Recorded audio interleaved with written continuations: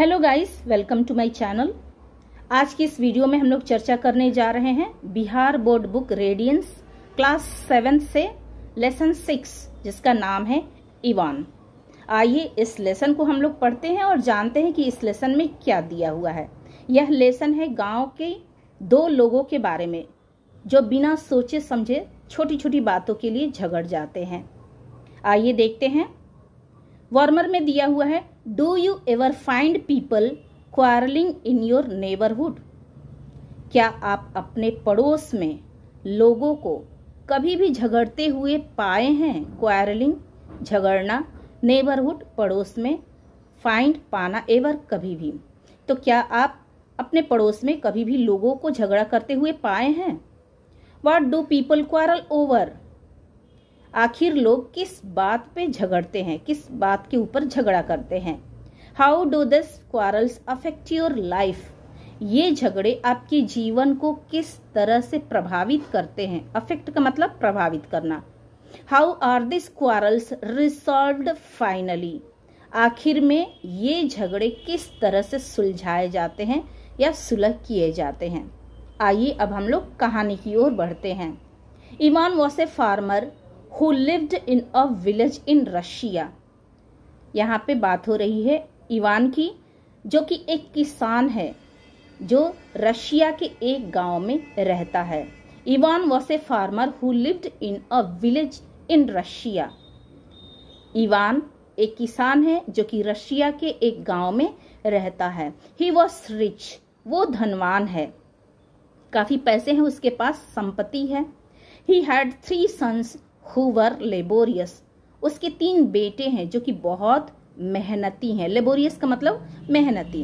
His father was old and sick। अब Ivan का पापा भी है जो कि बूढ़ा है और बीमार रहता है। Gabriel was his neighbor।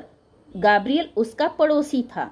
They were good neighbors। वे अच्छे पड़ोसी थे। They were happy and comfortable with each other। Comfortable का मतलब होता है सहज या आरामदायक। तो वे दोनों एक दूसरे के साथ बहुत खुश थे और सहज तरीके से रहते थे। Ivan had some hens. Ivan के पास कुछ मुर्गियां थीं। इवान ने कुछ मुर्गियों को पाल रखा था। वन डे अ हेन फ्लू अक्रॉस द फेंस। एक दिन एक मुर्गी, यहाँ फेंस का मतलब होता है चार दीवारी, अक्रॉस मतलब पार। एक दिन एक मुर्गी 4 दीवारी के पार उड़ गई। She laid an egg in Gabriel's house. और उसने गाब्रियल के घर पे एक अंडा दे दिया। Ivan's daughter in law went to his house to inquiry into the matter.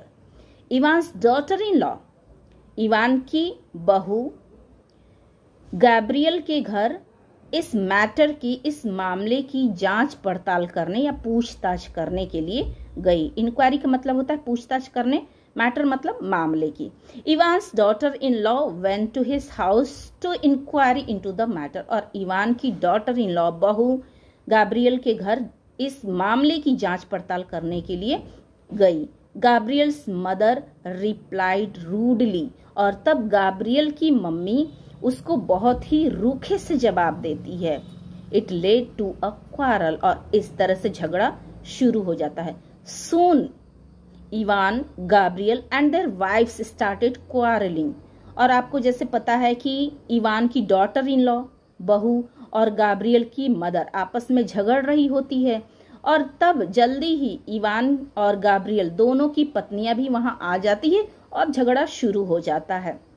Their neighbors had to intervene to pacify them। intervene का मतलब होता है हस्तक्षेप करना। pacify them मतलब उनको शांत कराने के लिए। तो उनके पड़ोसी वहां पे आ जाते हैं और उनको शांत कराने के लिए हस्तक्षेप करते हैं, उनको रोकते हैं।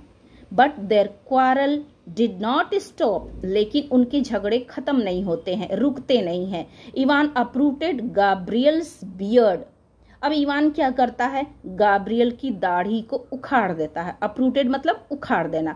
तो इवान गाब्रियल की दाढ़ी को उखाड़ देता है। Gabriel went to court by bus but Ivan went there by train. अब होता क्या है कि यहाँ पे कोर्ट कचहरी अदालत का चक्कर पड़ जाता है।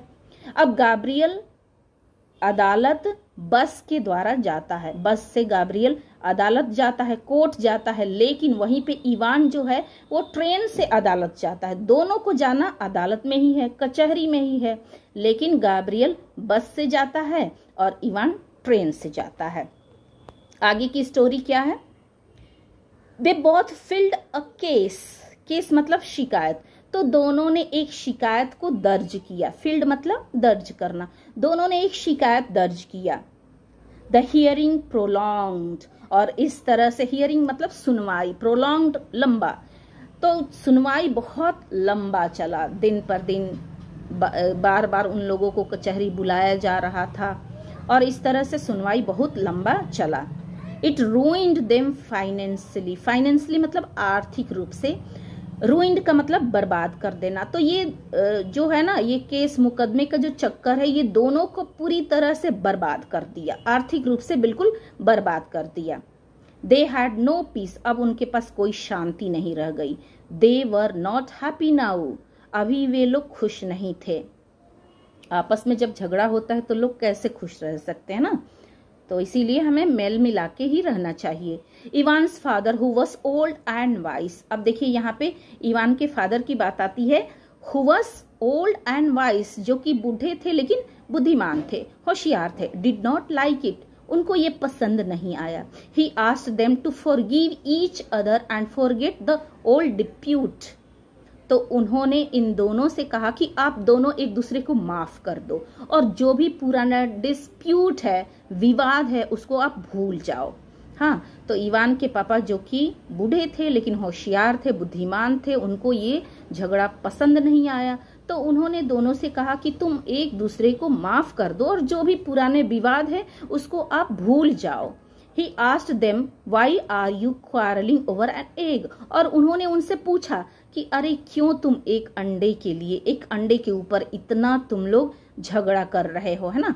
He asked them, why are you quarreling over an egg? एक अंडे के लिए तुम लोग इतना झगड़ा क्यों कर रहे हो? What's its value? अरे इसकी क्या वैल्यू है, इसकी क्या कीमत है, आप ही बताओ। एक अंडे के लिए झगड़ा कर रहे हो, इसकी क्या कीमत है? इसकी वजह से हमारे घर की खुशियां चली जाती है और इसकी वजह से हम पूरी तरह से बर्बाद हो जाते हैं, शांति नहीं रह जाती है घर में। तो वही कह रहा है व्हाट इट्स वैल्यू, इसकी क्या महत्व है, इसकी क्या वैल्यू है। हेटेड ब्रीड्स हेटेड, नफरत तो नफरत ही बोएगी। तो हमेशा क्या होता है, नफरत नफरत को जन्म देती है। In anger you don't know what you are saying and doing. In anger, गुस्से में आप ये नहीं जानते हो कि आप क्या बोल रहे हो और क्या कर रहे हो, आपको नहीं पता चल पाता है, क्योंकि गुस्से में सब कुछ हम लोग कर देते हैं जो हमें बिल्कुल एकदम अंधेरे में रखता है। जब गुस्सा आता है तो हमारा दिमाग बिल्कुल काम करना बंद कर देता है और ऐसे में हम कुछ भी बोलते हैं और कुछ भी करते हैं। इसीलिए हमें झगड़े से दूर रहना चाहिए। You lose your patience and wisdom, तब क्या होता है कि जब हम झगड़ा करते हैं तो हमारा धैर्य खो जाता है। पेशेंस मतलब धैर्य, और हम अपनी विवेक बुद्धि को भी खो देते हैं, विस्डम को भी खो देते हैं। It sometimes leads to destruction, और ये कभी कभी विनाश की ओर हमें ले जाता है। डिस्ट्रक्शन का मतलब होता है विनाश, तो ये कभी कभी हमें विनाश की ओर ले जाता है, क्योंकि झगड़े में तो हमें विवेक हमारा काम ही नहीं करता है, धैर्य भी साथ नहीं देता है, तो हम क्या कर रहे हैं और क्या बोल रहे हैं हमें पता ही नहीं चलता है, और कभी कभी ये हमें बिल्कुल विनाश की ओर ले जाता है। The old man's advice worked, और इस तरह से बूढ़े आदमी की सलाह जो है वो काम आ जाती है। Ivan and Gabriel were reconciled, Ivan और गैब्रियल दोनों ने आपस में समझौता कर लिया है। रिकनसाइल्ड का मतलब मेल मिलाप कर लिया, तो दोनों ने आपस में समझौता कर लिया, मेल मिलाप कर लिया। They began to live together in peace once again, began मतलब शुरू कर दिया, टुगेदर एक साथ, पीस मतलब शांति से, अगेन मतलब दोबारा। तो इस तरह से एक बार फिर दोनों ने एक साथ शांति पूर्वक रहने शुरू कर दिए। दे वर वेरी हैप्पी नाउ, और अब वे बहुत खुश थे। सो गाइस, आई होप ये लेसन आपको बहुत अच्छे से समझ में आ गई है, और मैं चाहूंगी ऐसे ही कि जब भी आपको गुस्सा आता है आप जरा सोच विचार करके ही तभी कदम उठाएं, क्योंकि झगड़े में अक्सर हम अपनी पेशेंस और अपनी विस्डम को खो देते हैं, और ये सारी चीजें क्या होता है, लीड्स टू डिस्ट्रक्शन, और ये हमें विनाश की ओर ले जाता है। सो गाइस, अब आप इस लेसन को पढ़िए और इसकी हिंदी मीनिंग भी आप समझिए। चलिए अब हम लोग मिलते हैं अगले वीडियो में नए लेसन के साथ। तब तक take care, have a nice day है, बाय बाय।